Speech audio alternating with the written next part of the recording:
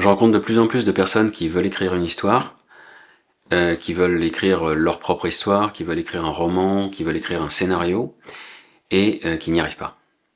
Et je comprends pourquoi ça arrive, parce que d'abord c'est quelque chose de difficile, d'autant plus difficile d'écrire une histoire qu'elle est importante pour soi, et puis importante en volume. Et puis je le comprends aussi parce que j'accompagne des auteurs dans l'écriture de scénarios.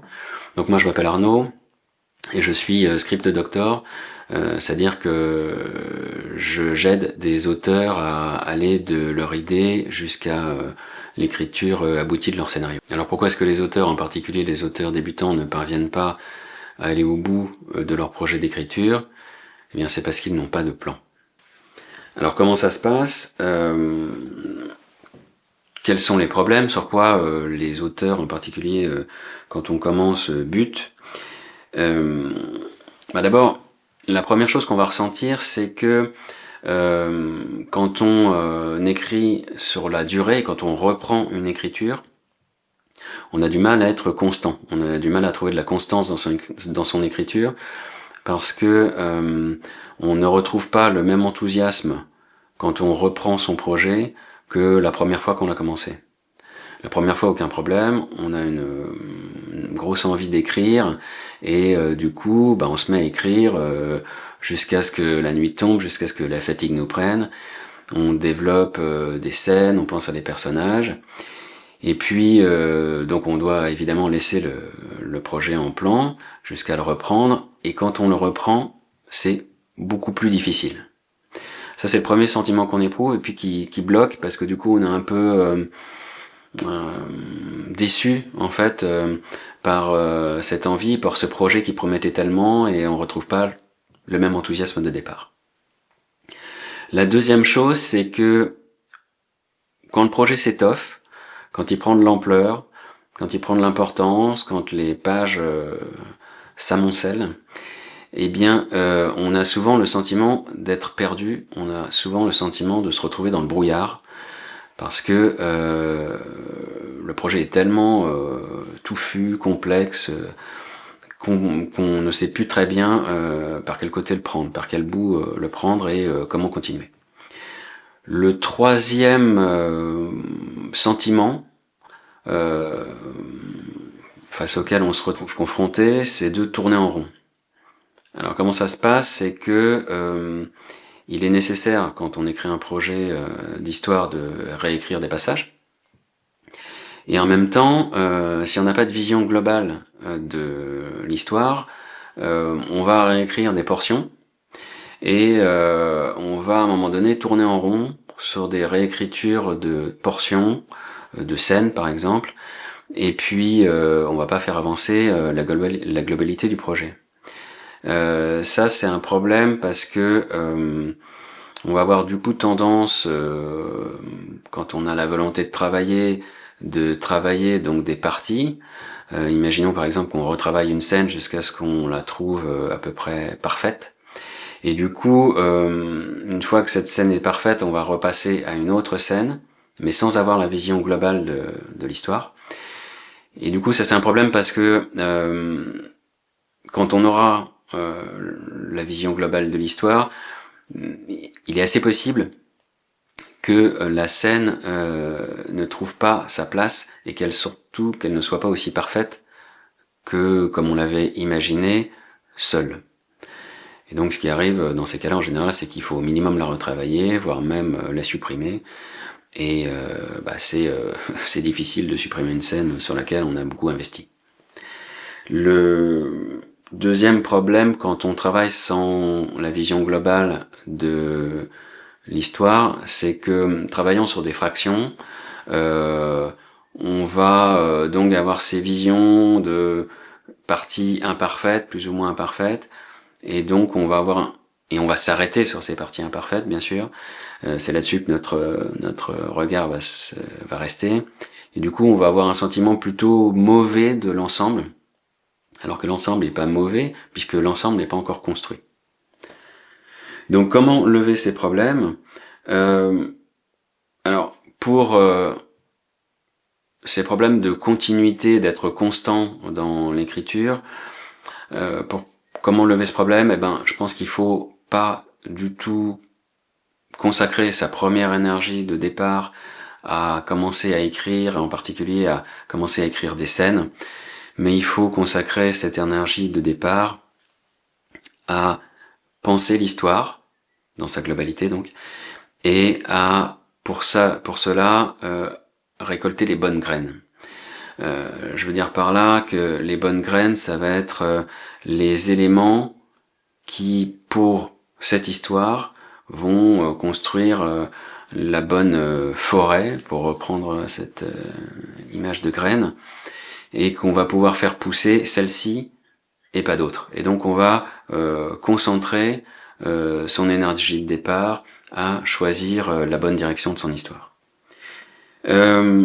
Pour le brouillard, pour être perdu dans une espèce de brouillard qui grossit d'autant plus que l'histoire s'étoffe, et ben pour ça il faudrait donc avoir un phare qui nous guide dans la nuit. Et ce phare, en fait, ça va être là aussi dès le départ d'avoir saisi, d'avoir construit l'ADN de votre histoire. L'ADN de votre histoire, c'est-à-dire, moi j'appelle ça le code. Le code, pourquoi? Parce que c'est encore une fois comme un code génétique de votre histoire, mais c'est aussi le code comme un code de la route qui va être un cadre et qui va vous empêcher de sortir de la route et de bien concentrer toutes vos énergies sur l'histoire.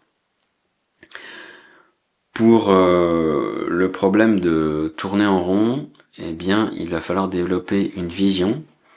Alors cette vision, elle va pas être forcément pleine et entière dès le départ, mais justement en construisant ce plan, avec les points qu'on a vus précédemment, eh bien on va la construire en même temps que ce plan, cette vision, c'est-à-dire en resserrant le cadre sur lequel votre intrigue, vos personnages principaux et le thème de votre histoire va se concentrer.